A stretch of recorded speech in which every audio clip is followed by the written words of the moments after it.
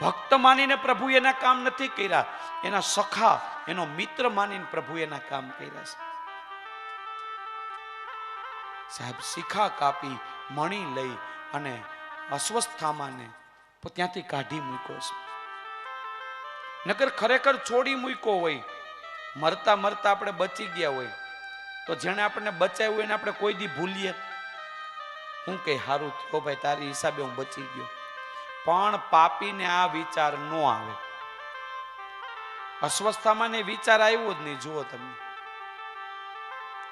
અસ્વસ્થામાં તો પાછો દ્વેષમાં વધારે હણાવવા માંડ્યો. આ બાજુ 5 પુત્રને અગ્નિ સંસ્કાર કરી અને ભગવાન દ્વારકાધીશ દ્વારકા જવા માટેની તૈયારી કરે છે. ઘણા સમયથી પાંડવો હું તમારી સાથે છું, મારી દ્વારકા મારી રાહ જુએ છે, હવે મને ત્યાં જવા દો તમે. ત્યાંના લોકો પણ મારા વગર રહી શકશે નહીં. અને જ્યાં પ્રભુ બધાની રજા લઈ બધા જ 5 પાંડવો, કુંતા, દ્રૌપદી બધા જ દરવાજા સુધી પ્રભુને વડાવવા માટે થઈને આવ્યા છે. સારથી રથની અંદર બેઠો છે. ભગવાન જ્યાં એક પગ રથની ઉપર મૂકી અને ઉપર ચડવા જાય છે ને, ત્યાં તો એક સ્ત્રી છે ને, એ દોડતી દોડતી આવી અને પ્રભુના ચરણ પકડી લીધા.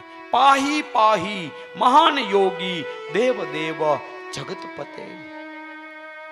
હે પ્રભુ, મારી ઉદરમાં રહેલા બાળકને તમે બચાવો.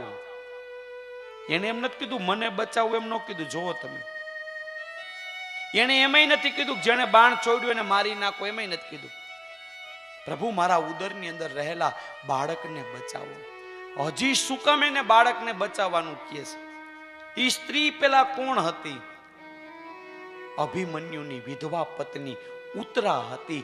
એને પ્રભુજીના ચરણ પકડી લીધા છે. એ પ્રભુને બાળક બચાવવાનું એટલા માટે નથી કહેતી કે એને છોકરો જોઈશ, એટલે એક કારણ છે. એ આપણા જેવી લૌકિક સ્ત્રી નહોતી, આર્ય નારી હતી. એને પ્રભુને એટલા માટે દીકરાને બચાવવાનું કીધું. પ્રભુ, પાંડવોનો પૂરું વંશ આની અંદર પડી રહ્યો છે. આ બાળક જો હત્યા થશે ને એની, તો પાંડવનો વંશ ત્યાંથી ખલાસ થઈ જશે. આ વંશની ચિંતા માટે થઈ અને ઉત્તરાએ પ્રભુના પગ પકડાતા. એનો દીકરો ગુજરતો તો એટલે પગ નહોતા પકડા.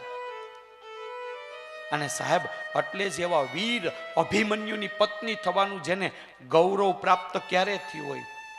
સાહેબ, દરેક સ્ત્રીના હૃદયમાં એક જ તમન્ના હોય. જોજો તમે, એક મહાન પતિની પત્ની બનવાનું અને સાહેબ એક સમર્થ દીકરાની માં બનવાનું ગૌરવ દરેક સ્ત્રીને ગમતું હશે. જોજો તમે, દરેક સ્ત્રીને એમ જ હોય કે મારો ઘરવાળો કંઈક હોવો જોઈએ, મારો ઘરવાળો કંઈક આમ 5માં પૂછાવો જોઈએ. બેન, હોય કે નહીં એવી ઈચ્છા? સાચું કહેજો તમે. આ ઉત્તરાને હતી એમ નહીં, આ બધા બહેનોને બધાને ઈ જ હોય. અને દરેકને એવી ઈચ્છા હોય કે એનો દીકરો કંઈક બની અને અમને આનંદ આપે. સાહેબ, આ દરેકને આવી ઈચ્છા હોય. અભિમન્યુ જેવા પતિ જેને મળ્યો હશે, એ ઉત્તરા કેટલી ભાગ્યશાળી હશે. યુદ્ધમાં જ્યારે જવાનું હતું ને, ત્યારે સાહેબ દ્રૌપદીએ ના પાડી. મારી રજા લેવાની ન હોય, ઘરવાળીને પૂછો, એની રીતે લગ્ન કર્યા છે. અને સાહેબ કપાળની અંદર તિલક કરી અને અટાણ આપણે ક્યાંક 2 જણા કોક ઝઘડતા હોય ને જવાનું થાય, ઘરવાળી શું કહે? ભાઈ પૈડા રહ્યો ને ઘરમાં એની રીતે બાંધી લે, તમારે શું છે? હવે ઉત્તરાએ એમ કહી દીધું હોત તો, તમે તો હજી નાના છો, તમારે ક્યાં લડવા જવાની જરૂર છે? ઘણા મહારથીઓ બેઠા, એ લડશે. પણ ઉત્તરાએ વિજય તિલક કર્યું. જાઓ પતિદેવ, વિજયી ભવ. કા મારીને આવજો, કા મરજો, પણ મને મોઢું ન બતાવતા એમને આવીને. સાહેબ, ઈ ઉત્તરા હતી સાહેબ. અને આવી આર્ય નારીઓને છોડી અને આપણે આપણા રોલ મોડલ કોને બનાવીએ? હિરોઈનને રોલ મોડલ બનાવીએ. બોલો, હવે આજ એનું પિક્ચર હાલતું હોય, કાલ તો ફ્લોપ થઈ ગયું હોય પાછું. આપણે કોને રોલ મોડલ બનાવીએ સાહેબ? કોઈ હીરોને રોલ મોડલ બનાવીએ. હવે એ હીરો તમને કોઈ આજ એનું પિક્ચર ઉપડ્યું હોય, કાલ કોઈ બોલાવતું ન હોય. એ મારા વાલા રોલ મોડલ એને બનાવો કે જીવનના અંત સમય સુધી જેની પાસેથી આપણને માર્ગદર્શન મળે. આવા ચરિત્રોને વાંચો, એ પ્રમાણે જીવન જીવવાનો પ્રયત્ન કરો. ઉત્તરાએ પ્રભુજીના ચરણ પકડી લીધા. પ્રભુ, મારા ઉદરમાં બાળક છે ને એ બળી રહ્યો છે, મારો ઉદર સળગી રહ્યો છે, પ્રભુ એને બચાવો. જુઓ કોણ કોણ ઊભું હતું? 5 સમર્થ સાસરા ઊભા હતા. સમર્થ, ખાલી માયકાંગલા નહીં, મારાથી ન થાય ને, સમર્થ સાહેબ. 5 સાસરા ઊભા હતા. સાસુ હતા, સાસુના સાસુ હતા. દ્રૌપદી પણ હતી અને કુંતા પણ હતી. છતાં પગ કોના પકડા? દ્વારકાધીશના. શું કામ એને એના પગ પકડાતા? દ્રૌપદીએ સમજાવ્યું તું વહુને કે બા, વહુને સમજાવાય ધર્મની વાતો. દીકરી, જીવનમાં મુશ્કેલી આવે ને ત્યારે કોઈ પાસે ન જાતી, કૃષ્ણ પાસે જાજે. શું કામ? એને પોતાના જીવનમાં અનુભવેલું હતું. જ્યારે દુશાસન ચીર ખેંચતો હતો ને ત્યારે દ્રૌપદીને એમ હતું આ સભાની અંદર ભીષ્મ પિતામહ બેઠા છે, આ સભાની અંદર ધૃતરાષ્ટ્ર બેઠા છે, આ સભાની અંદર કૃપાચાર્ય બેઠા છે, અને પાપી મારા ચીર ખેંચશે, હમણાં એને અટકાવશે. કોઈ અટકાવી ન શક્યું. પછી એના સમર્થ 5 પતિ સામું નજર કરી, ગાંડીઓમાં પ્રત્યંચા ચડાવે અને સાહેબ ભલભલા મહારથીઓ દરવા માંડે. અર્જુન સામે નજર કરી, એનું માથું નીચું. ત્યારે ભગવાન દ્વારકાધીશને યાદ કર્યા હતા. દુશાસન ચીર ખેંચતા ખેંચતા થાકી ગયો હતો. આ નારી છે કે સાડી છે, સાડી છે કે નારી છે, થાકી ગયો. દ્રૌપદીએ પૂછ્યું, ભગવાન મોડા કેમ આવ્યા? વહેલા અવતાર્યા હોત તો? હું તો કયું ન આવીને બેઠો તો, પણ તું મને બોલાય તો થાય ને. મહેમાન તો ક્યારે ના બેઠાય, પણ આપણે સન્માન કરીએ ત્યારે ના અવાય ને. તને એમ હતું તારી લાજ પાંડવો બચાવશે, તને એમ હતું તારી લાજ ભીષ્મ પિતામહ બતાવશે, અને છેલ્લે દ્રૌપદીએ છેડો દબાવ્યો હતો. જુઓ તમે, એને એમ હતું હું જ છેડો દબાવી રાખીશ. અને જેવો છેડો નીકળો અને હરિવસ્ત્ર બનીને આવ્યા, સાહેબ દુશાસન ખેંચી ખેંચીને થાકી ગયો. એને યાદ હતું, એટલે એને કીધું તું કોઈ હામું જોતી નહીં, આ એકય હાલે એમ નથી. જ્યારે જ્યારે જીવનમાં મુશ્કેલી પડે ત્યારે ત્યારે દ્વારકાધીશના ચરણ પકડજે, તારી મુશ્કેલી દૂર થશે. એટલે એને પગ પકડાતા. જ્યાં દ્વારકાધીશ 5 પાંડવો અસ્વસ્થામાં છે ને, એને 5 બાણ છોડ્યા હતા 5 પાંડવોને મારવા માટે. અને એક બ્રહ્માસ્ત્ર છોડ્યું હતું ઉત્તરાના ઉદરની અંદર રહેલા ગર્ભને મારવા માટે. જ્યાં 5 પાંડવો જેમ સજ્જ થવા જાય ને ત્યાં તો ભગવાને ચક્ર છૂટું મૂકી અને 5 બાણને કાપી નાખ્યા. ઉત્તરાના શ્વાસ ખેંચાતા હતા, કારણ કે અંદર રહેલું બાળક સળગી રહ્યું હતું. પાછા શ્વાસ ખેંચાતા હતા ને, એમાં શ્વાસ દ્વારા પ્રભુએ ઉત્તરાના ઉદરની અંદર પ્રવેશ કર્યો.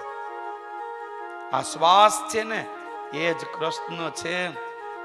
2 મિનિટ આમ નાક દબાવી જોજો, ઠાકોરજી યાદ આવી જાય સીધા.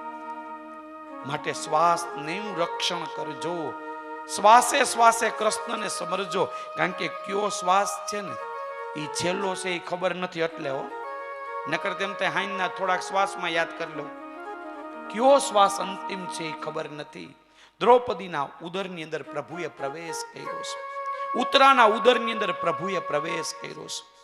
ઉત્તરાની અંદર રહેલા પરીક્ષિતને ભગવાને સંરક્ષણ આપ્યું, રક્ષણ આપી અને પ્રભુ પાછા પધાર્યા. પાછા પધારી અભિમન્યુને સંરક્ષણ આપી, જીવતદાન આપી. પ્રભુએ બધાની રજા લીધી. હવે મને રોકોમાં, મારા દ્વારકા વાળા મારા પાસે મારે જવું છે. કેટલા સમયથી હું તમારી પાસે છું. મારી પત્નીઓ, મારા પુત્ર, મારા દ્વારકા વાસીઓ મારા વગર રહી શકતા નથી. હવે હું જાઉં છું. પાંડવો હવે મને ન રોકતા. પ્રભુ રથની અંદર બેઠા, સારથીએ રથ ચાલુ કર્યો. ભારે હૃદયે બધાએ કૃષ્ણને વિદાય આપી છે. હૃદય ભારે થઈ ગયા. કુંતા રેડા, દ્રૌપદી રેડા, સુભદ્રા રેડા, અર્જુન તો ખૂબ રેડા. મિત્ર તમે ન જાઓ. પ્રભુએ રથ ચાલુ કરી અને જ્યાં થોડેક આગળ ગયા ને ત્યાં એક સ્ત્રી રસ્તામાં 2 હાથ ખુલ્લા રાખી અને પ્રભુના રથને રોકે. પ્રભુ રથને રોકો, પ્રભુ તમે રથને રોકો. ભગવાન સારથીને કહે રથ ઉભો રાખો. મારા ફૈબા મારો રસ્તો રોકીને ઉભા છે. ભગવાન રથમાંથી નીચે ઉતર્યા. ફૈબા કૃષ્ણને વંદન કરવા માટે નહીંમાં ફૈબા ભત્રીજાને પગે લાગે, ભત્રીજો ફૈબાને? ભત્રીજો જ ફૈબાને પગે લાગે ને? ઊંધું થયું. જો તમે, ફૈબા નહીંમાં પગે લાગવા. દ્વારકાધીશે ફૈબાને ઊંચા કર્યા. એ ફૈબા, શું કામે ને મને પાપમાં નાખો છો? તમારે મને પગે લાગવાનું હોય? હું તમારો ભત્રીજો છું. ફૈબા, મારું મસ્તક તમારા ચરણમાં શોભે. કુંતાજીને ઊંચા કરી લીધા. કૃષ્ણ, હું તને મારા ભત્રીજાને પગે નથી લાગતી, હું નારાયણને પગે લાગુ છું. મને ખબર છે કૃષ્ણ, તમે નારાયણ જુઓ, તમે જગતમાં ધર્મની સ્થાપના કરવા માટે થઈને આવ્યા છે. મને ખબર છે સંબંધના નાથે તમે મારા ભત્રીજા છુઓ, પણ જગતના નાથ તમે છુઓ. હું તમને વંદન કરું છું. કૃષ્ણ, કોઈ તારી સ્તુતિ કરે, કોઈ તારા ગુણગાન ગાય, કોઈ તને બીલી પુષ્પ ચડાવે, તુલસી દલ ચડાવે, તો કૃષ્ણ તું પ્રસન્ન થા ને? હા ફૈબા, હું પ્રસન્ન થાઉં. પ્રસન્ન થઈને તું શું કેમ? માગો જે જોઈએ તો કુંતાએ સુંદર મજાની સાહેબ કૃષ્ણની સ્તુતિ કરી છે. વિપદઃ સંતુ ન સસ્વ તત્ર જગત ગુરુ. સ્તુતિ કરી, સુંદર મજાની સ્તુતિ કરી. કુંતા બે હાથ જોડીને પ્રભુને કહે, પ્રભુ એક વચન માગું, આપશો? માગો ને ફૈબા, શું જોઈએ છે? વિપદઃ સંતુ, હે કૃષ્ણ, મારા જીવનને મુશ્કેલીઓથી ભરી દે, મારા જીવનને વિપત્તિઓથી ભરી દે. કૃષ્ણ, મારા જીવનને દુઃખોથી ભરી દે. કૃષ્ણ એ ફૈબાને ભેટી પડ્યો. એ ફૈબા, દુઃખ મગાય જીવનમાં? અને અત્યાર સુધી તો ફૈબા તમે દુઃખી જ હતા. હે, નાનપણથી તમે એકલા થયા છે. અત્યાર સુધી તમારા દીકરાઓ 13 વર્ષ સુધી વનની અંદર ભટકા છે, કુરુક્ષેત્રના મેદાનમાં લડ્યા છે. ફૈબા, હવે તો સુખનો સૂરજ ઉગ્યો છે. તમારો પુત્ર યુધિષ્ઠિર ધર્મરાજ ગાદી ઉપર બેઠો છે. ફૈબા, હવે તો દુઃખ માગો માં, હવે તો સુખ થાવ, જીવનનો અંત સમય છે. કૃષ્ણ, ઈ સુખને હું શું કરું? વો સુખ પર પથ્થર પડે, જો સુખ में मेरो राम बिसराय. ઈ સુખને હું શું કરું કૃષ્ણ, જે સુખની અંદર તમે અમારી સાથે નથી. અત્યાર સુધી દુઃખ હતું, વિપત્તિ હતી, મુશ્કેલી હતી, તો કૃષ્ણ તમે અમારી સાથે હતા. આજ સુખ આવ્યું, મારો દીકરો રાજા બન્યો, તો તમે અમને છોડીને વયા ગયા. કૃષ્ણ, ઈ સુખ મારે નથી જોતું. સાહેબ, વૈષ્ણવો સાચું સુખ કોને માને? હરિભક્તો સાચું સુખ કોને માને ખબર? ભગવાનના દર્શન ઈ જ જીવનનું સુખ છે. અને ભગવાનના દર્શન ન થાય ને, ઈ દિવસ જીવનનો વિકટ દિવસ છે. કૃષ્ણ, અમને છોડીને ન જા, અમને મુશ્કેલી આપ કૃષ્ણ, એટલા માટે કે મુશ્કેલી હશે ને તો તું પાછો અમારી પાસે આવીશ. સુખ છે એ પ્રભુએ આપેલી ચોકલેટ છે. નાનો બાળક હોય ને, એ મમ્મીને કામ કરવા ન દે ને, એટલે મમ્મી ચોકલેટ આપે, એકાદું રમકડું આપે, એટલે છોકરો એમાં રમે ને ત્યાં મમ્મી એનું કામ પતાવી લે. સાહેબ, સુખ છે ને એ પ્રભુએ મને તમને આપેલું રમકડું છે.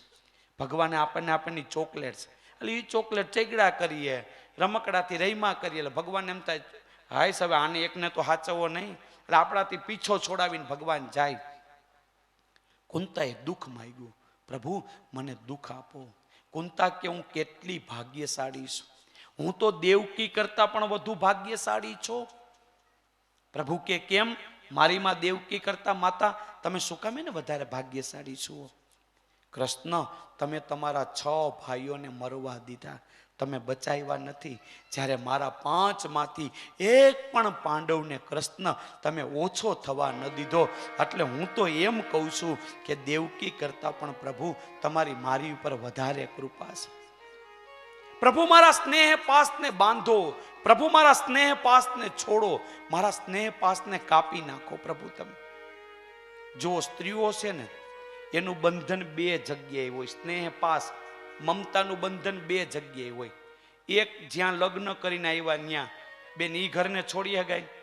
હવે ન્યા સાસરાના ઘરમાં કોકને દુઃખ હોય, તમને આનંદ થાય? દુઃખ થાય કે નહીં આપણને? હવે ઈ જ જગ્યાએ મમ્મીના ઘરે, પપ્પાના ઘરે કાંઈક તકલીફ હોય તો જીવ ક્યાં હોય?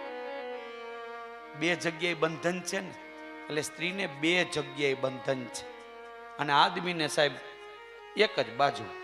અને એ રાખે તો રાખે હો, નકરી તો એકનો ઉલારીઓ કરે, આની કાંઈ જરૂર નથી કે તું તારી રીતે હું મારી રીતે. કેમ સ્ત્રી છે ની લાગણીનું સ્વરૂપ છે સાહેબ, સ્ત્રી છે ની મમતાનું સ્વરૂપ છે. જોજો તમે, આપણે એમ કહેવાય ન્યાની ઉપાધિ તારે શું કરવાની હોય,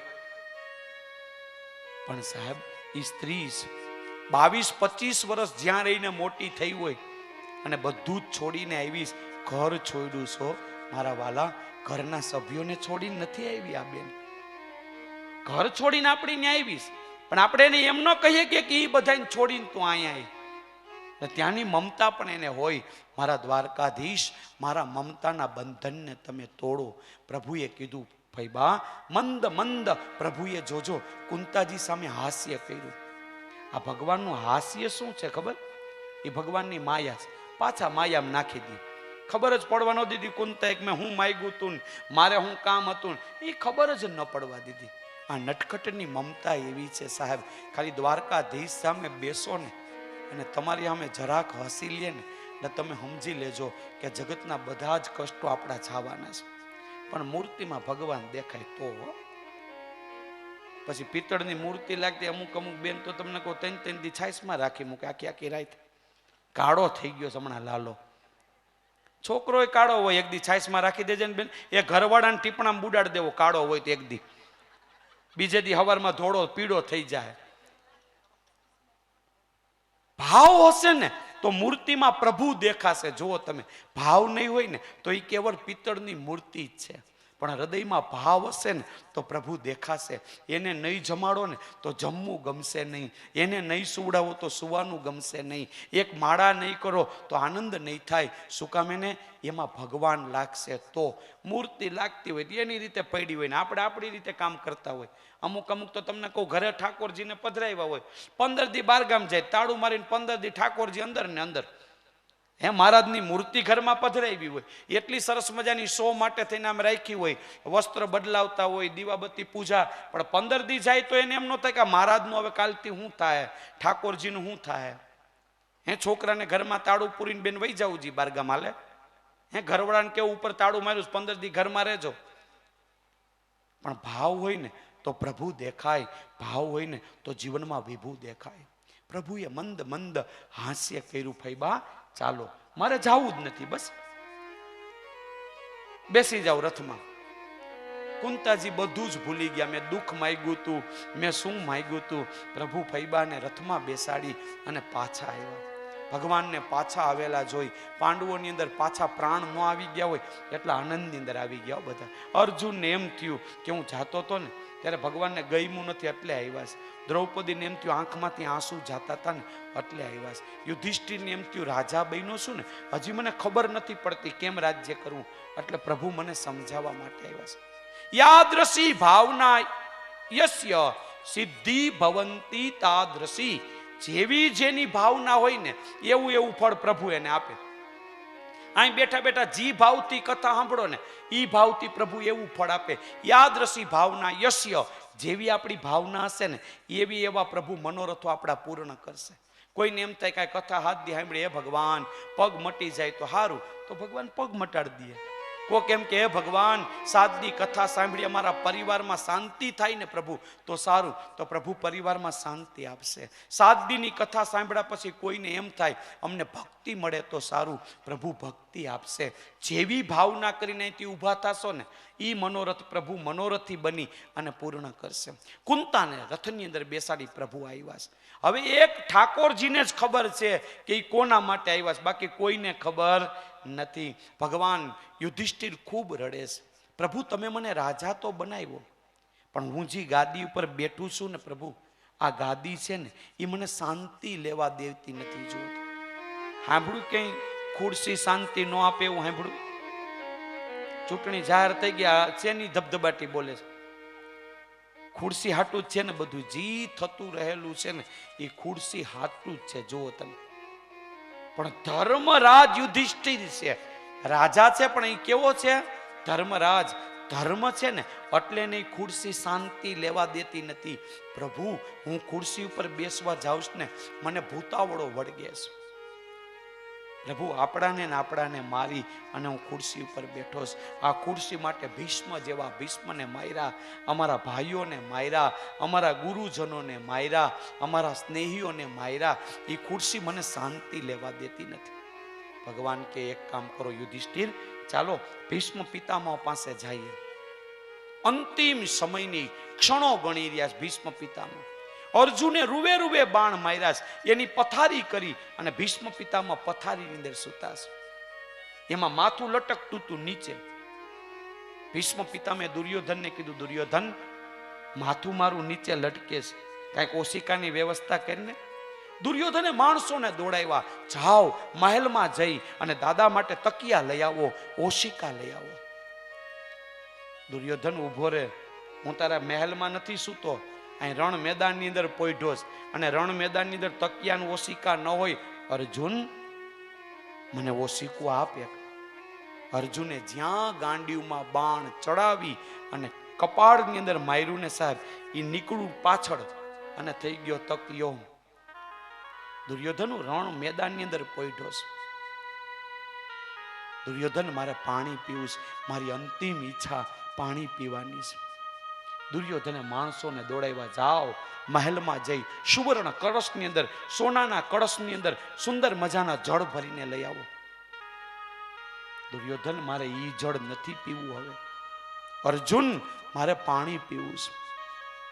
અર્જુનની આંખમાં આંસુ છે. જેના ખોડામાં રમીને અમે મોટા થયા સાહેબ, જેને અર્જુનને નાનામાંથી મોટો કર્યો, ખોડામાં રમાડી રમાડી આ ગાદી માટે થઈને એને અમે વિંધી નાખ્યા. આજ અર્જુનની આંખમાંથી આંસુ. ગાંડીવમાં એક બાણ ચડાવ્યું. અંત સમયે સાહેબ એક વીર પોઢેલો છે સાહેબ. આને પાણી કોણ પાઈ શકે? અંતિમ પાણી કાં માં પાય અને કાં બેન પાય. અહીં બેન પણ નથી, અહીં માં પણ નથી. આજ આ ભીષ્મને કોણ પાણી પાસે? જ્યાં ગાંડીવની અંદર બાણ ચડાવીને છોડ્યું ને સાહેબ, માં ગંગા પોતે પ્રગટ થયા અને ભીષ્મને જળ પાયું છે. અલૌકિક ભીષ્મનું ચરિત્ર છે. એક મહાભારતમાંથી ભીષ્મને તમે લઈ લ્યો ને, પછી મહાભારતને દરિયામાં નાખી દો ને, તો પણ મહાભારતની કઈ કિંમત નથી સાહેબ. આવો એક વીર, પાંચમાંથી એક પણ સાહેબ, પંચ મહાભૂત જેના શુક્રને સ્પર્શ પણ કરી શક્યા નથી, આવો વીર સમ્રાંગણની અંદર પોઢેલો હતો. ગાદી માટે થઈ અને લગ્ન ન કર્યા, પોતાના દેશ માટે થઈ અને રાષ્ટ્ર માટે થઈ અને સાહેબ પોતાના દેહનું પણ બલિદાન આપી દીધું. આવો વીર જ્યારે પોઈઢો હોય ત્યારે એને પાણીના કળસા ન હોય, એને માં ગંગા પોતે પાણી પાય છે. પાંચેય પાંડવોને લઈ, દ્રૌપદીને લઈ અને ભગવાન સ્વયં પોતે ભીષ્મને દર્શન દેવા માટે થઈને આવ્યા છે.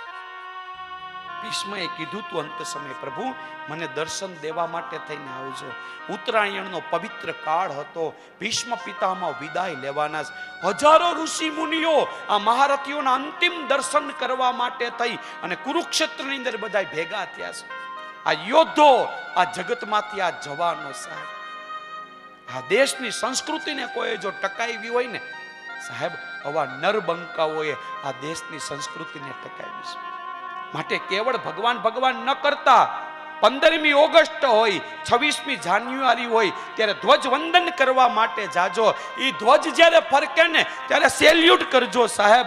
એમાં તમને શહીદ ભગતસિંહ દેખાવા જોઈએ, એમાં સરદાર વલ્લભભાઈ પટેલ દેખાવા જોઈએ સાહેબ. તો માનજો કે આપણા હૃદયની અંદર દેશભક્તિ છે.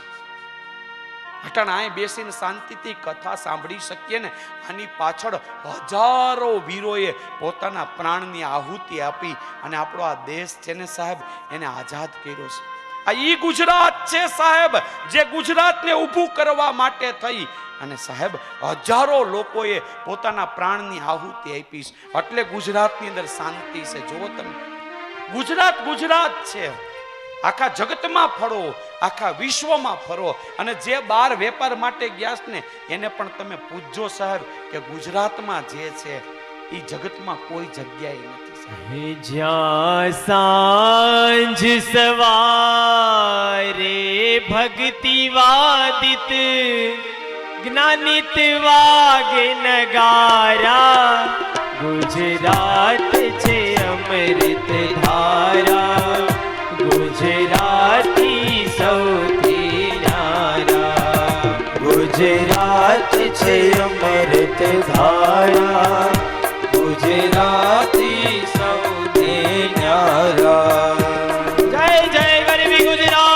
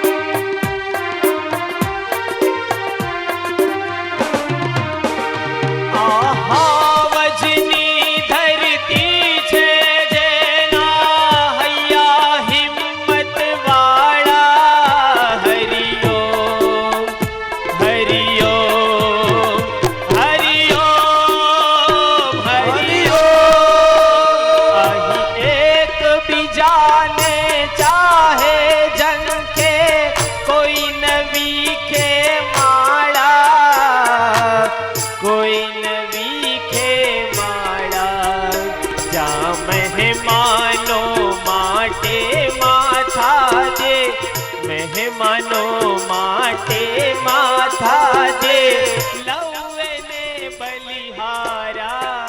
ગુજરાત છે અમૃત ધારા, આ ગુજરાતી સૌથી ન્યારા. મારું ગુજરાત છે અમૃત ધારા, ને ગુજરાતી સૌથી ન્યારા. જય જય ગરવી ગુજરાત. સાહેબ એ ગુજરાત છે. 11 વર્ષ ને 52 દિવસ સુધી ઠાકોરજી કેવળ વૃંદાવન ની અંદર રહ્યા. જો બહુ સારું હોય તો ત્યાં વધારે રહેવું જોઈએ કે નહીં? 14 વર્ષ મથુરા ની અંદર રહ્યા. જો મથુરા બહુ સારું હોય તો ત્યાં જ કાયમી રહેવું જોઈએ ને. આ ગુજરાતમાં કાંઈક તો હશે ને. જીવનના અંતિમ સમય સુધી 100 વર્ષ સુધી દ્વારકાની અંદર જગતનો નાથ રહ્યો સાહેબ. અને આખા જગતનું સંચાલન આ સૌરાષ્ટ્રની અંદર દ્વારકામાં બેસીને કર્યું. કાંઈક તો હશે ને ગુજરાતની અંદર. સાહેબ આ દેશને આઝાદ કર્યું ને એમાં ગુજરાતનો જેટલો ફાળો છે ને એટલો ભારતના બીજા એક પણ રાજ્યનો નથી. ગાંધીજી ગુજરાતના, સરદાર વલ્લભભાઈ પટેલ ગુજરાતના. રજવાડાઓ જો એક ન થયા હોત ને તો અખંડ ભારત ન બનત. સાહેબી વીર પુરુષને કાયમી યાદ રાખો. એને કીધેલું એક સૂત્ર યાદ રાખો, કાળજુ સિંહનું રાખો, સાચું કહેવાની હિંમત રાખો, અને ઘરની વાત ઘરની અંદર રાખો. આ મારા વલ્લભભાઈ પટેલના શબ્દો છે. એટલે જુઓ ગુજરાતના માણસોના કાળજા સિંહ જેવા છે સાહેબ. ખાલી ગાડી આગળ જઈ સરદાર લખાવી દેવાથી પૂરું નથી થતું. એના જેવા બનવાનો પ્રયત્ન કરીએ સાહેબ. અખંડ ભારતના શિલ્પી એવા સરદાર વલ્લભભાઈ પટેલને યાદ કરો તમે. જીવનના અંત સમયે સાહેબ મરણ મૂડીમાં 250 રૂપિયા. કલ્પના તો કરો તમે સાહેબ. એક બાજુ દાંડલો અને એક બાજુ દોરી, બે બાજુ દાંડલા વાળા ચશ્મા. ઈ વખતના ગૃહ પ્રધાનને નહીં. મણીબેન કપડા કાતે અને ઈ કપડા સરદાર વલ્લભભાઈ પટેલ પહેરે. સાહેબ એના દીકરાઓને કહી દીધું તો હું જ્યાં સુધી દિલ્હીમાં બેઠો છું ત્યાં સુધી ખબરદાર જો કોઈ દિવસ આ દિલ્હી બાજુ નજર પણ કરી દી છે તો કાલ સવારે મને કોઈ એમ કહેશે કે એના દીકરા અહીંયા આવે છે નોકરી માટે થઈને. સાહેબ ઈ ભારતના ગૃહ પ્રધાન અને ઈ જો વડાપ્રધાન બની ગયા હોત ને કમ ભાગ્ય આપણું હતું સાહેબ. તો કાશ્મીરનો પ્રશ્ન ત્યારે જ પૂરો થઈ ગયો હોત. માટે જેના જીવનમાં દેશભક્તિ નથી ને ઈ માતાજીની ભગવાનની ભક્તિ ન કરી શકે. જે દેશમાં હું જન્મો છું, જે રાજ્યમાં હું જન્મો છું એને હું ઉપયોગી થાઉં ને તો જ સાચા અર્થમાં મારું જીવન છે સાહેબ. અને તો જ સાચા અર્થમાં દેશભક્તિ, તો જ સાચા અર્થમાં પ્રભુની ભક્તિ. ગુજરાતને યાદ કરો. નકશામાં ડાબી બાજુ ગુજરાત, એની ડાબી બાજુ જુનાગઢ, એની ડાબી બાજુ ભેસાણ અને ભેસાણની ડાબી બાજુ આપણું આ કથાસ્થળ. અરે સાહેબ, હૃદય હંમેશને માટે શરીરમાં ડાબી બાજુ જ હોય. ભારતના નકશામાં ગુજરાત ડાબી બાજુ એટલે જ કે ભારતનું હૃદય ગુજરાત છે અને ઈ ગુજરાતમાં આપણે છીએ. માટે ગુજરાતનું ગૌરવ લઈ અને આપણા વીરોને યાદ કરીએ. શ્રી રાધે. ભલે પહોંચતી ચંદ્રની ઉપર વિશ્વની કોઈ પણ જાતિ. હરિઓમ હરિઓમ હરિઓમ હરિઓમ. પણ દુકાન કરશે ચંદ્રની ઉપર પહેલો આ ગુજરાતી. પહેલો આ ગુજરાતી. હે અમે દિલથી જીવીએ અને દિલથી મરીએ. હે અમે દિલથી જીવીએ અને દિલથી મરીએ. એ અને દિલ દઈ દઈ પર બારા. ગુજરાત છે અમૃત ધારા. ગુજરાતી સૌથી ન્યારા. ગુજરાત છે અમૃત ધારા. ગુજરાત છે સૌથી ન્યારા. જ્યાં સાંજ સવારે ભક્તિ વાદિત જ્ઞાનિત વાગ નગારા.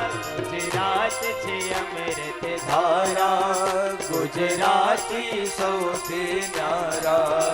જય ભારતી જય ભારતી જય ભારતી જય ભારતી જય ભારતી જય ભારતી જય ભારતી જય ભારતી. ભીષ્મ પિતામહ સુતેલા છે. યુધિષ્ઠિર ત્યાં આવે મસ્તક નાખી અને ભીષ્મ પિતામહ પાસે ખૂબ રડ્યા છે. પ્રભુ, અમારી સત્તા લાલસાએ તમને આ હદે પહોંચાડી દીધા છે. યુધિષ્ઠિર, રડ નહીં, હવે તું રાજા છો. સ્ત્રી ધર્મ, આપદ ધર્મ, બધા ધર્મ ભગવાને યુધિષ્ઠિરને સંભળાવ્યા છે. ભગવાનને કીધું, પ્રભુ, હવે હું જ્યાં સુધી મારા શરીરમાંથી પ્રાણ ન ખેંચું ને ત્યાં સુધી આમનમ સામે ઉભા રહેજો. ભગવાનને વચન આપેલું છે. ભગવાન જ્યારે નોકર થઈને ગયા હતા દ્રૌપદીની સાથે, રાત્રિના 12 વાગ્યે વચન માંગવા માટે ભીષ્મ પિતામહ પાસે, ત્યારે ભીષ્મએ કીધું, તું કોણ સાથે આવ્યું છે? કોઈ નહીં, નોકર છે. ભીષ્મ પિતામહ બહાર આવ્યા અને ભગવાનના હાથમાં જે ફાનસ હતું ને, લાલટેન, એ રાખીને ભગવાનનો ચહેરો જોયો. પ્રભુ, અત્યારે જેમ આવ્યા છો ને એમ જીવનના અંત સમયમાં મને દર્શન દેવા માટે આવજો. ઇતના તો કરના સ્વામી, જબ પ્રાણ તન સે નિકલે. આ શરીરમાંથી પ્રાણ નીકળે ને ત્યારે પ્રભુ દર્શન દેવા માટે આવજો.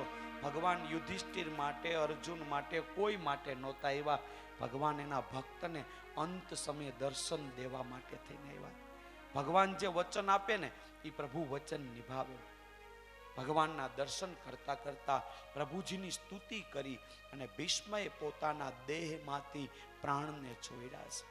પ્રભુ અંતિમ સમયે ભીષ્મએ પ્રભુની સ્તુતિ કરી છે. એને ભીષ્મ સ્તુતિ કહેવામાં આવે છે.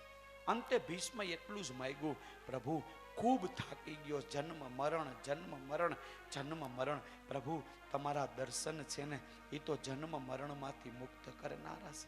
પ્રભુ, હવે મુક્ત કરો, હું થાકી ગયો છું. પ્રભુ, પાછો જન્મ ન લેવો પડે, તમારી પાસે બેસું. પ્રભુ, એવા આશીર્વાદ આપો. 11 શ્લોકની અંદર ભીષ્મએ કરેલી સુંદર સ્તુતિ, 9માં 9ધા ભક્તિનું વર્ણન છે અને 2 શ્લોક પ્રભુને પોતાને અર્પણ કરવા માટેના છે. આ સુંદર મજાની ભીષ્મ સ્તુતિ. અને પ્રભુએ પણ સાહેબ ભીષ્મનું સાંભળી અને જન્મ મરણના ચક્રમાંથી ભીષ્મને મુક્ત કરી દીધા. ભીષ્મ પિતામહની અંતિમ ક્રિયા કરાવી. પ્રભુ હવે દ્વારકા માટે જાય છે. પ્રભુ કે હવે હું જાઉં છું. દ્વારકામાં પહોંચ્યા ને ત્યાં તો દ્વારકામાં આનંદ અને ઉત્સવ થવા માંડ્યો. પ્રભુના આનંદની અંદર સાહેબ હજારો પ્રભુની પત્નીઓની આંખમાં હર્ષના આંસુ આવી ગયા. કોની ઘરે પેલા જાવ? ભગવાને 16,108 રૂપ લઈ અને 16,108 ની ન્યા પ્રભુ એક સાથે ત્યાં ગયા છે. પ્રભુએ બધાને દર્શન આપ્યા છે. આ બાજુ જેવી રીતે કાષ્ટમાંથી અગ્નિ પ્રજ્વલિત થાય, તમે લાઇટર આમ અડાડો ગેસને કેમ ભડકો થાય, લાકડામાં કેમ અગ્નિ પ્રજ્વલિત થાય, એમ યોગ્ય સમયે સાહેબ પરીક્ષિત મહારાજનો જન્મ થયો. બોલીએ પરીક્ષિત મહારાજ કી જય. જન્મ થતાની સાથે યુધિષ્ઠિરજીએ બ્રાહ્મણોને બોલાવ્યા છે. બ્રાહ્મણોને બોલાવી નામકરણ સંસ્કાર કરવામાં આવ્યું છે. અંત સમયે ઉદરની અંદર જે પરીક્ષિતે પ્રભુના દર્શન કર્યા હતા ને, એ દર્શન પ્રભુ કેમ દેખાતા નથી, બધાની અંદર પ્રભુને ગોતે છે, એટલે એનું નામ પડ્યું પરીક્ષિત. આ પરીક્ષિતની રક્ષા ઉદરમાં પ્રભુએ નથી કરી, આપણે કરી છે. પણ પરીક્ષિતને યાદ હતું, અને આપણે હળવા આવ્યા પછી હું કોને આપણું રક્ષણ કર્યું, કોની આપણને કાંઈ ખબર પડતી નથી. પરીક્ષિત ક્યારેય ભૂલ્યો નહીં કે પ્રભુ તમે ઉદરમાં મારી રક્ષા કરીશ.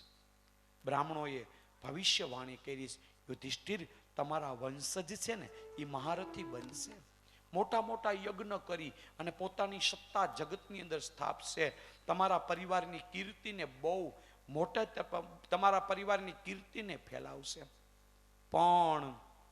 પણ બોલ્યા અને યુધિષ્ઠિર મૂંઝાણા. શું છે બ્રાહ્મણો, કહો તમે, ચિંતા કરો માં તમે. બ્રાહ્મણ છે ને એ આને શ્રાપ આપશે, તક્ષક કરડશે અને આનું મૃત્યુ થશે. હવે કલ્પના કરો, જન્મ બાળકનો થયો હોય અને મૃત્યુની વાતો થવા માંડે તો કેવું થાય. હજી તો જન્મ જ થયો છે, ત્યાં મૃત્યુની વાત થાય. પણ યુધિષ્ઠિર ખૂબ દુઃખી થયા. શું કામ એને દુઃખી થયા ખબર? એ દુઃખી એટલે નહોતા ત્યાં તક્ષક કરડશે ને મરડશે, મરવું તો પડે, જાતશે હિ ધ્રુવો મૃત્યુ, જન્મે ને મરવું તો પડે જ. એને એ દુઃખ નહોતું કે પરીક્ષિતને ગુજરવું પડશે. યુધિષ્ઠિરને દુઃખ ઈ હતું કે બ્રાહ્મણ શ્રાપ આપશે ને ગુજરવું પડશે. અમે તો ગૌ બ્રાહ્મણ પ્રતિપાલક કહેવાય, મારો દીકરો શું અપરાધ કરશે બ્રાહ્મણોનો કે બ્રાહ્મણ એને શ્રાપ આપશે? અમારાથી તો બ્રાહ્મણોની રક્ષા કરવાની હોય. પણ બ્રાહ્મણોએ કીધું યુધિષ્ઠિર તમે ચિંતા કરો માં, એ જે શ્રાપ છે ને બ્રાહ્મણોનો એના માટે આશીર્વાદ બનશે. પ્રભુનું ભજન કરી અને પ્રભુની અંદર ભળી જશે. તમારો આ વંશજ મરશે નહીં પણ પ્રભુમાં ભળી જશે. ભલે બ્રાહ્મણોએ શાપ આપ્યો, અમુક દુઃખ છે ને એ પણ જીવનમાં આપણને સુખ આપવા માટે આવ્યા હશે. જોજો તમે, એ કે એને ભલે શ્રાપ આપશે પણ એનું કલ્યાણ થશે. નામકરણ વિધિ પૂર્ણ થઈ, પરીક્ષિત મહારાજનો જન્મ થઈ ગયો. આ બાજુ વિદુરજી મહારાજ જાત્રા કરવા માટે ગયા હતા. જ્યારે કુરુક્ષેત્રનું યુદ્ધ થયું ને ત્યારે વિદુરજી નહોતા લડવામાં ભેગા. બીજું બલભદ્ર બલરામજી નહોતા, આ બે જાત્રા કરવા માટે વહી ગયા હતા, એ હાજર નહોતા. વિદુરજીની ઉંમર 100 વર્ષની હતી ને તઈ જાત્રા કરવા ગયા હતા. કેવડી ઉંમરે? 100 વર્ષની ઉંમરે. કેટલા વર્ષ જાત્રા કરી ખબર? 36 વર્ષ સુધી જાત્રા કરી. 36 વર્ષ. 36 વર્ષ સુધી જેણે જાત્રા કરી ને એ જાત્રા એને એવી રીતે કરી, પોતે સાહેબ ગૃહમંત્રી છે એ રીતે જાત્રા નથી કરી, પણ એને જાત્રા જે કરી છે ને એ જાત્રા અજ્ઞાત રૂપે કરી છે. એક નાના માણસ તરીકે જાત્રા કરી. વિદુરજી પાછા પધાર્યા, સામૈયા કરવામાં આવ્યા છે. આપણે જાત્રા કરવા જાય નથી સામૈયા કરતા, શેરી વડાવી સજ કરું, સંઘાકો ઉપડો હોય સ્વાગત કરવા. વિદુરજીના પણ સામૈયા કર્યા અંદર, અને હસ્તિનાપુરની અંદર વિદુરજીને લઈ આવવામાં આવ્યા છે. યુધિષ્ઠિર પૂછે છે 36 વર્ષની તમે જાત્રા કરી એનો સાર શું? એ યુધિષ્ઠિર, માણસે કરેલા કર્મો સારા ભૂલી જવાના અને ખરાબ કરેલા કર્મોને કાયમી યાદ રાખવાના. આપણાથી હું ખોટું થઈ ગયું એ યાદ રાખવાનું, પણ આપણું ઊંધું છે. આપણે હું સારું કર્યું ને એ જ ભૂલીએ જ નહીં. કેમ પણ જોયું ને, હું હતો કથામાં, અમે હતા ને એટલે જો તમે હાથ દી કાંઈ આપણે ભૂલશું જ નહીં, જોજો તમે. પણ એ ભૂલી જવાનું છે. કરેલા સત્કર્મ કૃષ્ણાર્પણમસ્તુ. ગમે તમે સારું કામ કરો ને છેલ્લે બ્રાહ્મણ સંકલ્પ કરાવે કે ભાઈ કૃષ્ણાર્પણમસ્તુ, ભગવાનને અર્પણ કરો, સારું પ્રભુને આપી દો. આપણાથી શું ખોટું થયું છે વિદુરજી મહારાજ કે યુધિષ્ઠિર એને કાયમી આંખ ખોલીને યાદ રાખો કે મારા ત્યાં ખોટું થયું છે. હવે કૌરવો તો યુદ્ધની અંદર બધાય નાશ પામ્યા છે, પણ હજી ધૃતરાષ્ટ્ર અને ગાંધારી બે જીવે છો, એ હજી ગુજર્યા નથી.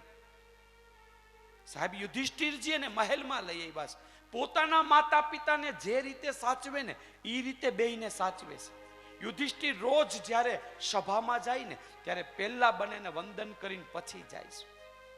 એમાંય ભીમને સોંપ્યું તું જમાડવાનું કામ. બેયને જમાડવાના ભીમ તારે. શું કામ એને જમવાનું ભીમને સોંપ્યું તું ખબર? એ જેને ખાતા આવડે ને એને જ ખવડાવતા આવડશે. જોજો તમે, જેને જમતા આવડતું હોય છે ને એ બીજાને જમાડી શકશે. જેને ખબર હોય ને કે આને સારા ભજીયા કહેવાય એટલે એ કોકને ખવડાવે ને 10 પણી મેથીની લઈ આવશે. જોજો તમે, આમ આ નો હાલો ભાઈ, જોઈ તો ખરા જ. કારણ કે પોતે સારું ખાય ને એ જ બીજાને ખવડાવી શકે. એટલે ભીમને હોય પૂતું જમાડવાનું કામ. વિદુરજી મહારાજ મહેલની અંદર આવે છે. એક વખત એકાંતની અંદર ગાંધારીને ને ધૃતરાષ્ટ્રને વિદુરજી મહારાજ મળે છે. એ ધૃતરાષ્ટ્ર જેને લાક્ષાગ્રહની અંદર તમે બાળવાનો પ્રયત્ન કર્યો, જેને તમે મારવા માટે થઈને ઝેર ભેળવ્યું, જેને 12 વર્ષ સુધી 13 વર્ષ તમે વનની અંદર મોકલા, જેના દીકરાઓ તમારા દીકરા સાથે, તમારા દીકરાઓ સાથે જેને તમે લડાવ્યા,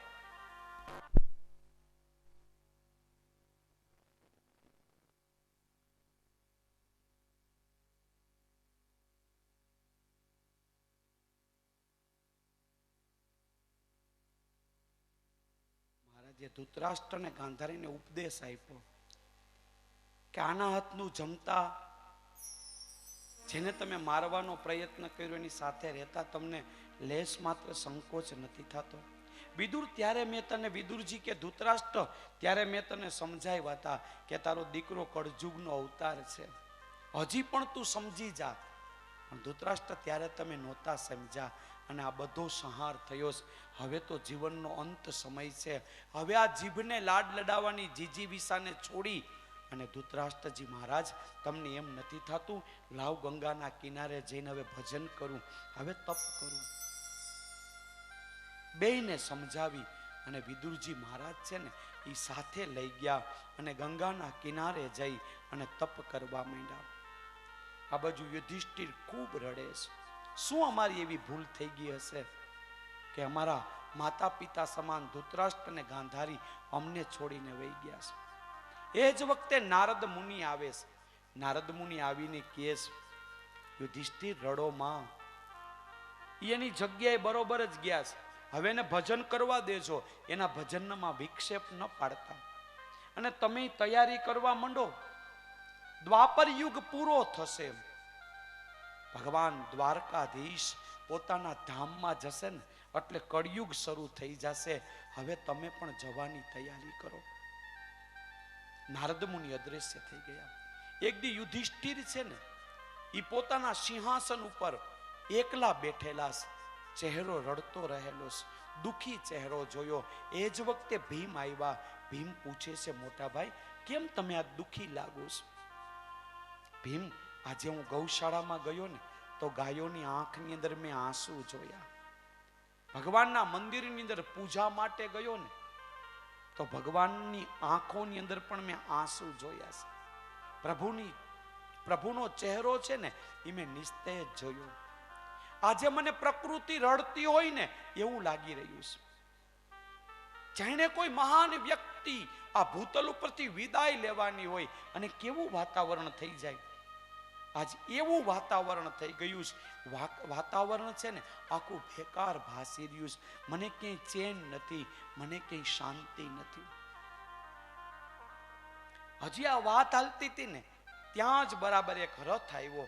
એમાંથી અર્જુન ઉતરી, અર્જુન રથમાંથી નીચે ઉતરીને આવ્યો. આંખો રડી રડી અને સૂજી ગઈ હતી. ખૂબ અર્જુન રડેલો હોય એવું આંખ ઉપરથી લાગતું હતું.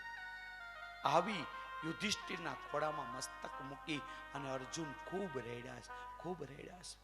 યુધિષ્ઠિર હાથ ફેરવે છે. અર્જુન શું કામ એને રડીશો? કંઈક વાત તો કર, તમને ખબર પડે તું શું કામ એને રડીશો? ઉગ્રસેનજી મહારાજ તો બરાબર છે ને, તું આવ્યો દ્વારકામાંથી તો વસુદેવ દેવકી તો બરાબર છે ને, એને તો કઈ તકલીફ નથી થઈ ને. પ્રદ્યુમનજી મહારાજ એ તો પણ આનંદમાં બિરાજે છે ને. એક ના નામ લઈ અને યુધિષ્ઠિર પૂછે છતાં અર્જુન રડવાનું બંધ નથી કરતો.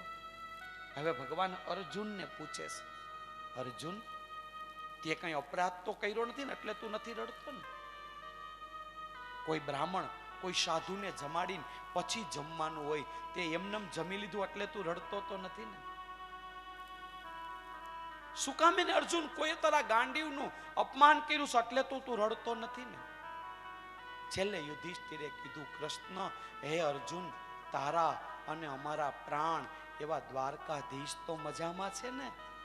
અહીંયાથી તું આવ્યો એટલે તો રડતો નથી ને એના વિયોગમાં? અને અર્જુન ખૂબ રેડ્યો મોટા ભાઈ, જેને લાક્ષાગ્રહની અંદર આપણી રક્ષા કરી હતી, દાવાનળની અંદરથી જેણે આપણને અગ્નિમાંથી બચાવ્યા હતા, મત્સ્ય વેધન કરતી વખતે માછલીની આંખ અને માછલીને જેને સ્થિર રાખી હતી, અને જે કૃષ્ણને હિસાબે હું કુરુક્ષેત્રના મેદાનની અંદર આપણે યુદ્ધને જીતા, એ કૃષ્ણ આપણને છોડીને સ્વધામ ગયા. કૃષ્ણ આપણને છોડીને સ્વધામ ગયા. ખૂબ રેડા પાંડવો છે. આંખોને સાહેબ દિલાર નથી તમારા ગયા પછી. ભગવાન કૃષ્ણએ શું વિદાય લીધી. ખૂબ બધા પાંડવો રેડા. દ્રૌપદી તો રડતા રડતા કેસ, હવે તો બધા ચીરને ખેંચનારા વૈધા, ચીરને પૂરનારો તો ગયો અહીંથી. પાંડવો ખૂબ દુઃખી થયા. કુંતા તો કૃષ્ણ કૃષ્ણ કૃષ્ણ કૃષ્ણ કરતા કૃષ્ણને જ પામી ગયા. ખૂબ દુઃખી થયા કુંતા. હવે આ બાજુ પાંડવો પણ જવાની તૈયારી કરે છે. હવે પરીક્ષિત છે ને એ મોટા થઈ ગયા હતા. પરીક્ષિતને ગાદી સોંપી અને 5 પાંડવો છે ને એ પોતે સ્વર્ગ રોહણ કરવા માટે થઈ હિમાલય પાસે આવી પહોંચ્યા. બરફની અંદર પોતાના દેહને ઓગાળી નાખવા માટે થઈ અને 5 પાંડવો હેમાડે હાડ ગાળવા નીકળી ગયા છે. પરીક્ષિતને ગાદી સોંપી દીધી. એક સ્ત્રી અટ્ટહાસ્ય કરતી હતી, છૂટા વાળ, સફેદ વસ્ત્ર.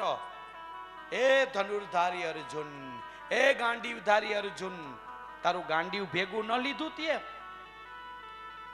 જે રથમાં બેસી અને તે યુદ્ધ કર્યું એ રથ તે ભેગો ન લીધો? બહુ દુખી હોય ને એને દુખી ન કરાય. એ સ્ત્રી હતી પૃથ્વી માં ભૂમિ દેવી. જર, જમીન અને જોરું આ ત્રણે કજિયાના છોરું. જેના માટે થઈને અર્જુન એટલાને માર્યા, એટલો લડ્યો, એ સિંહાસનને તે સાથે ન લીધું? અટ્ટહાસ્ય કરતી સ્ત્રી અદ્રશ્ય થઈ ગઈ. પેલા બરફમાં નકુલ, રૂપનું અભિમાન, પછી સહદેવ બરફના સમાણા, જ્ઞાનનું અભિમાન, પછી અર્જુન ગાંડીવનું અભિમાન, એક પછી દ્રૌપદી અડધી બરફની અંદર હતી. ત્યાં ભીમે કીધું, મોટા ભાઈ પાંચાલી હોતય. યુધિષ્ઠિર કે જાય જ ને. અર્જુન ઉપર વિશિષ્ટ પ્રેમ હતો. હતા 5 પતિ, અર્જુનમાં વિશિષ્ટ સ્નેહ હતો. સાહેબ દ્રૌપદી એવી આર્ય નારી. દ્રૌપદી જો બોયલી ન હોત ને તો મહાભારત થાત જ નહીં. અને સીતાજી જો બોયલા હોત ને તો આપણને રામાયણ ન મળત. દુર્યોધનનો જ્યારે પગ મૃગ જળની અંદર લેપસો ને, આમ ઊંચો પગ કરીને ચાલ્યો ને, ઝરૂખા ઉપરથી કીધું હાઈલો જા, તમ તાર હાઈલો જા. આંધળાના આંધળા જ હોય.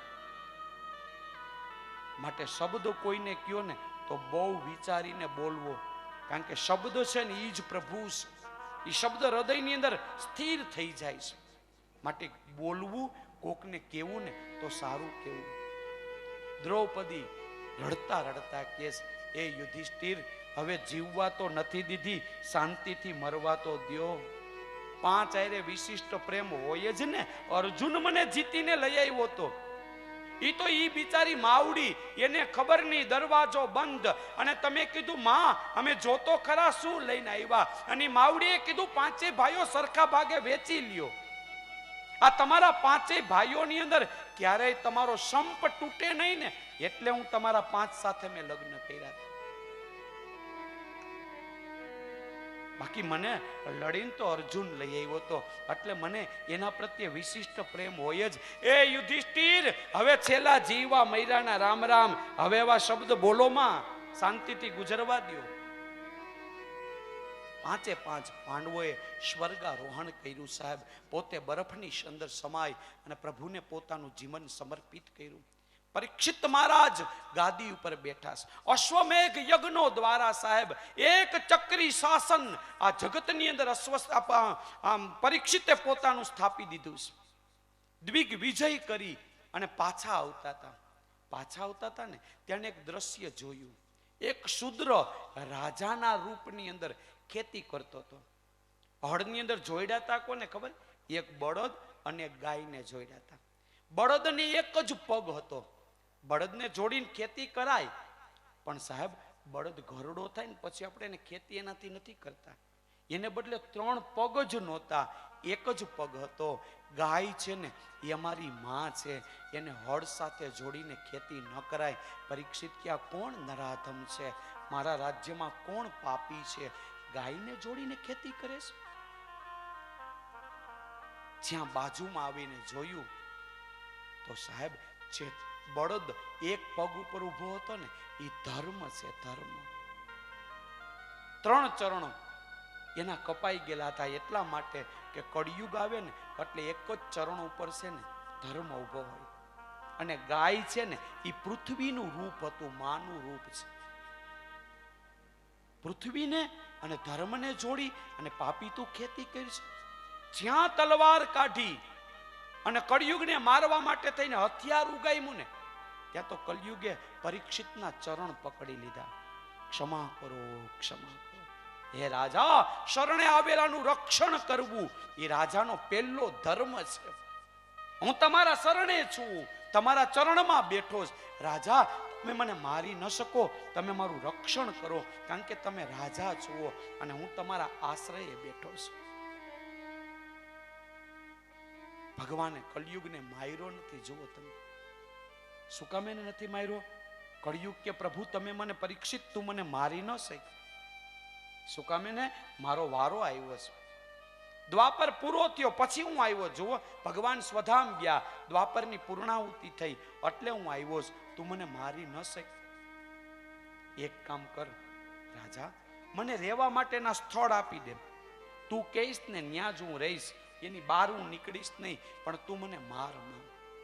પરીક્ષિતે વિચાર કર્યો કે 3 યુગમાં તમે ભક્તિ કરતા કરતા માથે રાફડો થાય તો પણ પ્રભુ ન મળે. એ કળિયુગની અંદર કેવલ કેશવ કીર્તનમ, પ્રભુનું સ્મરણ કરવાથી, એનું કીર્તન કરવાથી, કથા સાંભળવાથી કૃષ્ણની પ્રાપ્તિ થાય છે. ભગવાને કીધું જા, હું તને 4 સ્થાન આપું. ધ્રુતપાન, સ્ત્રીય, શુના, યત્રા ધર્મ ચતુર્વિધ. 4 સ્થાન તને રહેવા માટે આપું છું. પેલું કયું આપ્યું તો કે જુગાર. પછી બેન આ રમતા હોય વાડીઓમાં એ નહીં હો, ભીમ 11 નો જુગાર જ કહેવાય. હાઈતમ આઠમે 2 હોય એ જુગાર જ કહેવાય. એના પ્રકાર ન હોય. જુગાર એટલે જુગાર જ. જો ખોટે ખોટે પણ તમારા ઘરની અંદર પત્તો હશે ને સાહેબ, તમે સમજો કળિયુગ તમારા ઘરની અંદર આવીને બેઠો છે. આપણા ડેલામાં આવા દેવાક નહીં તો આપણે કોકને નક્કી કરી શકીએ ને ભાઈ. ભલે ને 5 જણા નીકળે, આપણે ડેલો જ ન ખોલીએ તો. ખોટે ખોટે પણ જુગાર ઈ છે ને કળિયુગને રહેવાનું સ્થાન છે. બીજું સ્થાન આપ્યું મદિરા પાન. સાહેબ જગતમાં ઘણું બધું પીવાનું છે. તમે જૂના માણસોને પૂછો, દાદીમાન બાન બેઠા હોય, એક વડિયારીનું શરબત, શેરડીનો રસ, બસ પૂરું થઈ ગયું. આ 2 તમને એમ લાગે તમે હોટલમાં ઊંચામાં ઊંચું હારા મારું જ્યુસ પીવો છે. અને અટાણે તમે જુઓ કેટલી ફ્લેવર પીવા માટેની મળે. તમે ખાલી કોલ્ડ ડ્રિંક્સ વાળાની દુકાને જઈને ઓલું લિસ્ટ વાંચો ને તો થાકી જાય, એટલી ફ્લેવર મળે. પણ સાહેબ એ બધું જ છોડી અને આપણે ન પીવાનું પીવા માંડ્યા. જુઓ તમે, સ્વર્ગમાં બેઠા બેઠા અમારા પિતૃઓ રડતા હશે સાહેબ. આ ઈ મૂકીને ગયા એટલે આપણે પી શકીએ જ ને સાહેબ. અમારા ઋષિ મુનિઓ રડતા હશે. ઋષિ મુનિઓને રડવું પડે એવું ન જીવો. સાહેબ અમારા પિતૃઓને રડવું પડે. કલ્પના તો કરો, પોતે નહીં ખાધું હોય, પોતે નહીં પહેર્યું હોય, 24 કલાકમાંથી 18 કલાક કામ કરી અને આપણા માટે સંપત્તિ, આપણા માટે જમીન બચાવી અને ઈ રાખીને ગયા. સાહેબ આજ રાખીને ગયા એટલે આપણે પી હગીએ છીએ ને. આડી મજૂરી કરતા હોત તો પી હગત બોટલ લઈને આપણે. માટે પિતૃઓને રડવું પડે એવું જીવન ન જીવો. સાહેબ પીધા પછી હું કોણ છું, હું ક્યાં છું, કોની સાથે બોલું છું, શું બોલું છું એની પણ મને ખબર નથી, છતાં આનંદથી પીતા રહેલા છે. આપણે સાહેબ શરાબને નથી પીતા, એ આપણી જિંદગીને પીને વહી જાય છે શરાબ. અકાલે વૃદ્ધત્વ આવે, શરીરમાં રોગ આવે, પરિવારમાં પ્રેમ ઘટે, નિત્ય કજિયાને કંકાસ થાય. માટે પવિત્ર બનો સાહેબ. આ ભારતીય સંસ્કૃતિ છે, આ ગુજરાત છે સાહેબ.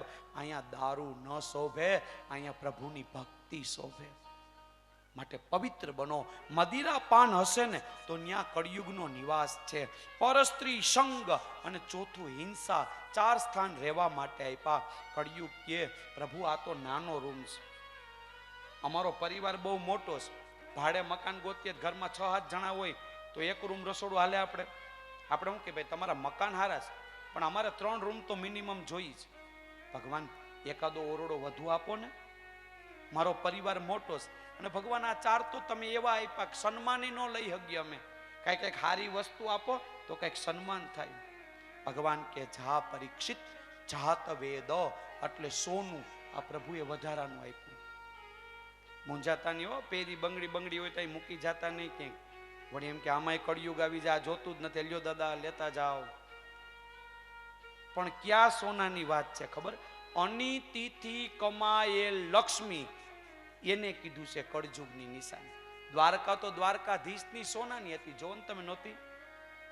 દ્વારકા નગરી સોનાની જ હતી પણ નીતિના પાયા ઉપર ઉભેલી હતી. અને લંકા છે ને એ સોનાની હતી પણ અનીતિના પાયા ઉપર ઉભેલી હતી. એટલે જુઓ પ્રભુએ લંકામાં પગ પણ મૂક્યો નહીં. વિભીષણને પર્ણકુટીમાં બોલાવીને તિલક કર્યું. સ્વર્ણમયી લંકા નમે રોચતી લક્ષ્મણ, જનની જન્મભૂમિ સ્વર્ગદપી ગરીયસી. લંકા સોનાની છે પણ પાપની છે, અને પાપ હોય ને ત્યાં લક્ષ્મણ હું ન હોઉં. માટે સોનાથી ડરતા નહીં હો, બીતા નહીં. નીતિથી કમાયેલ છે એ જોજો. એ જેનો હાર મોટો ને એ ઘરવાળાનો ધંધો ખોટો. કાઢી ન નાખતા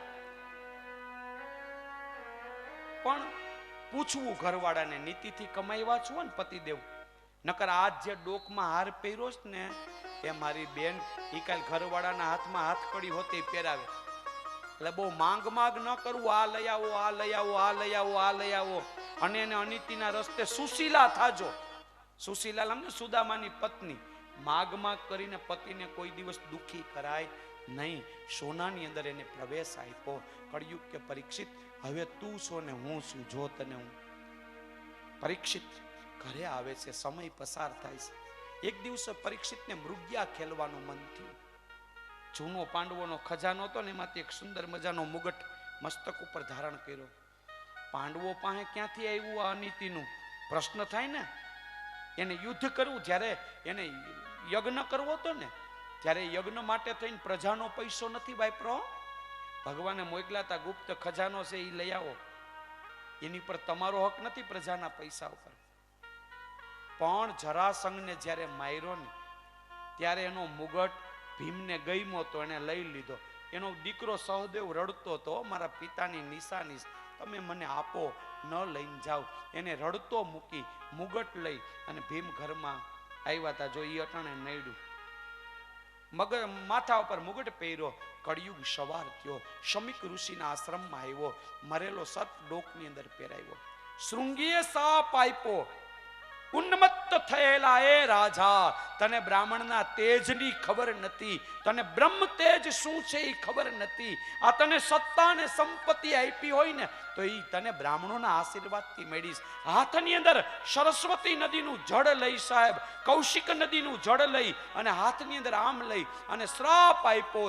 જેણે મારા પિતાજીના ડોકની અંદર મૃત સર્પ પહેરાવ્યો, 7મા દિવસે તક્ષક કરડશે અને એનું મૃત્યુ થશે. શ્રાપ આપી દોડતો પિતાજી પાસે આવ્યો. પિતાજી કે શૃંગી તે બહુ ખોટું કર્યું છે. વેર કરવું હોય ને તો વેરી આયરે કરાય.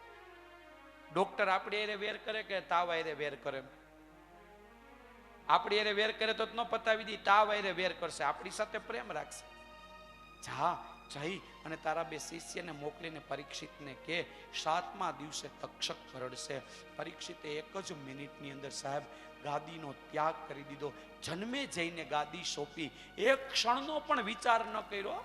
લાવો ટ્રાન્સફર કરી લઉં, કાગળિયામાં સહયું કરી દઉં, બેંકમાં મારા ખાતામાંથી તમારા ખાતામાં કાગળિયા કરી દઉં, કોઈ નહીં. એક જ મિનિટની અંદર સાહેબ અશ્વમેઘ કરી અને વિજય થયેલો રાજા યુવાન વયે ગાદીને છોડી અને વનની અંદર આવી પહોંચ્યો.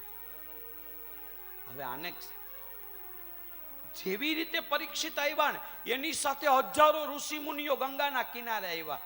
એને ખબર પડી પરીક્ષિતને શ્રાપ છે, 7મા દિવસે રાજા છે ને એને તક્ષક કરડવાનો છે. પણ પરીક્ષિતને મુક્તિ કોણ અપાવે? 7 દીમાં કોણ ઋષિ એને સંત કથા કે ઋષિ અને એને મુક્તિ અપાવે? પરીક્ષિતનો ત્યાગ કેવો સાહેબ! સંતોને ઋષિ મુનિઓ પણ એના ત્યાગ પાસે ફીકા લાગે. ગાદી છોડી દીધી, અન્ન છોડી દીધું, પાણી છોડી દીધું.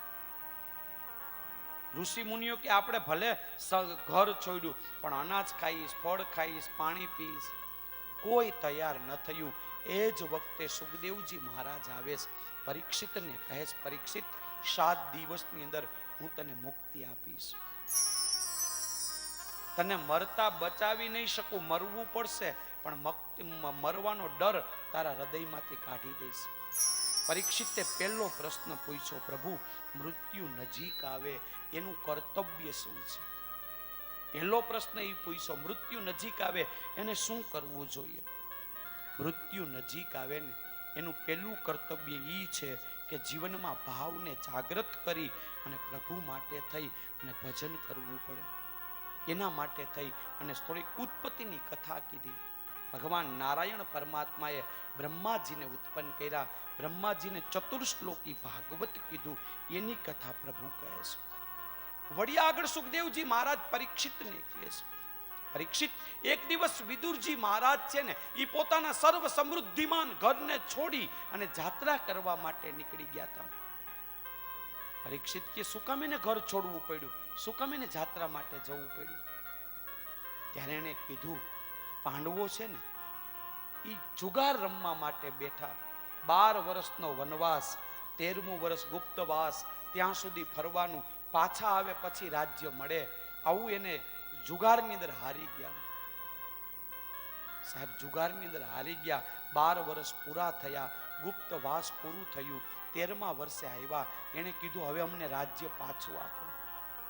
દુર્યોધન કે લૈડા વગર કાંઈ મળશે નહીં.